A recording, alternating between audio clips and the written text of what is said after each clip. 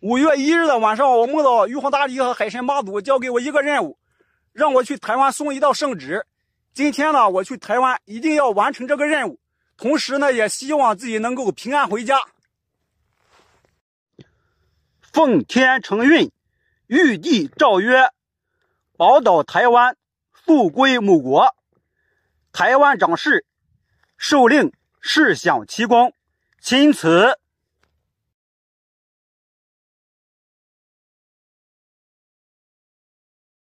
我已经踏上了祖国的宝岛台湾的土地，并且将中国鲜艳的5星红旗插在了祖国深爱的这片土地上。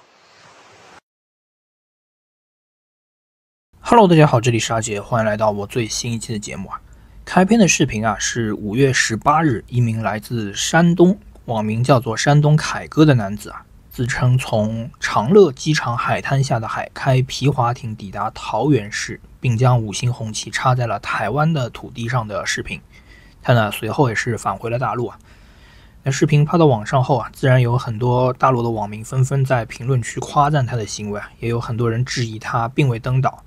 他随后呢是晒出了卫星地图来证明，他还在评论区称：“等我们一起上弯弯岛活捉小赖来，我自己去的，带了4桶油。”但是很快的呢，这名山东凯哥啊，此前发布的登陆台湾的视频就被删除了。他的账号呢，目前仅剩一段记录生活的短片。现在呢，他的回复都已经变成了视频被稿删了，对不起，不要夸我。叔叔说我爱国的方式不对等等。那根据网上的消息啊，现在基本可以确定他的确是到了台湾桃园的海边。至于是否真的是从福建福州的长乐机场走水路抵达的台湾，还是通过陆配身份或者是第三国等方式入境台湾拍摄视频后再离开啊，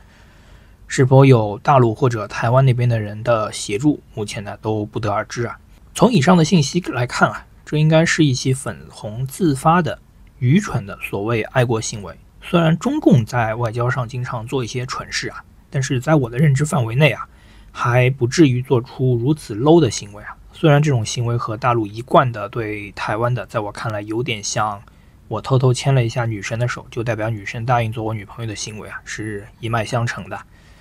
但官方层面啊，真不至于做得这么蠢啊。只不过这种行为呢，和一直以来中共在台湾问题上对民众的舆论的引导是脱不开关系的。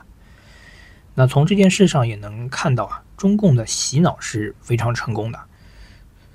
虽然真的会身体力行漂洋过海去台湾的人是极少数啊，但是他知道这么干有流量，背后呢有一大批的粉红会为之高潮就行了。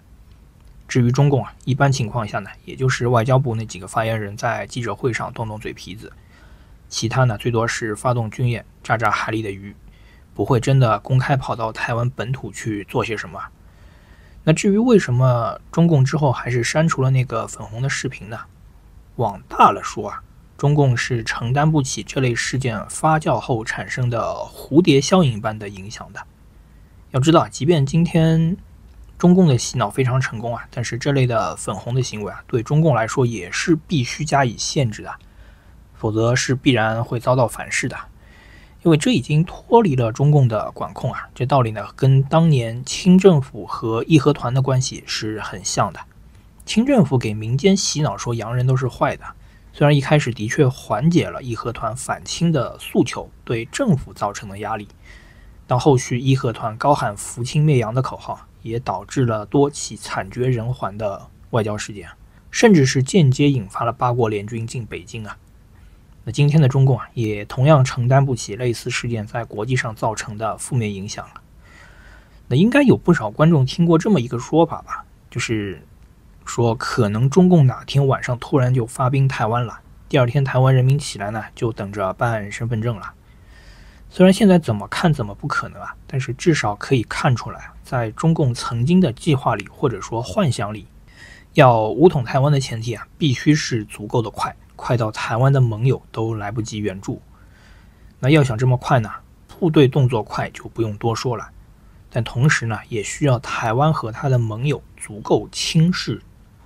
那现在这个情况，你让台湾这边怎么可能轻视这个眼前要命的危险呢？那对中共来说，其实早就大声昭告天下要打台湾了，但是中共可以叫，中共养出来的粉红呢，不能真的这么做啊。那虽说现在山视频亡羊补牢了，但是呢也晚了。然后往小了说呢，中共也担心这类事件后续再有模仿者，甚至发展出有组织的偷渡业务啊。那我觉得中共倒不是特别担心今天一个人跑过去插个旗拍个视频，桃园的海滩一转眼就变成大陆人的网红打卡地这种情况啊。真正要担心的呢，可能是大陆人依葫芦画瓢偷渡去台湾了。就在再早几天吧，5月15日，一对来自云南的父子啊，也是通过类似的方式偷渡去了台湾啊，说是在大陆遭到了迫害，要投奔自由。然后是前年吧，我记得还是蔡英文在任的时候啊，听说有大陆人先是去了泰国，再从泰国飞哪里我忘了，专门是挑了在台湾转机的航班，然后到了台湾呢，就想留在那边，这个是被称为跳机啊。据说最后是被遣返了。那这事儿呢，从人道上来讲好像有一点残酷，但是从法理上，加上两岸现在的关系啊，不知道来的人是人是鬼的情况下，台湾那边的做法也没什么好指责的。那相比之下呢，现在直接从福建坐船过去，危险性可能更高了，但是海滩边毕竟不是机场的海关，运气好呢，也许就能黑在台湾了。那现在大陆日子过得艰难的人不少啊，不知道会有多少人会选择这条路投奔自由的。那既然说到偷渡了，相信这件事情发生之后呢，双方啊都会对边境的问题引起重视啊。大陆这边呢，就是我刚才说的，怕有人再过去啊。那台湾的边防部门啊，这几天也是遭到了很多的非议啊。这次是有人来插了个旗，那万一下次是解放军偷摸上来呢？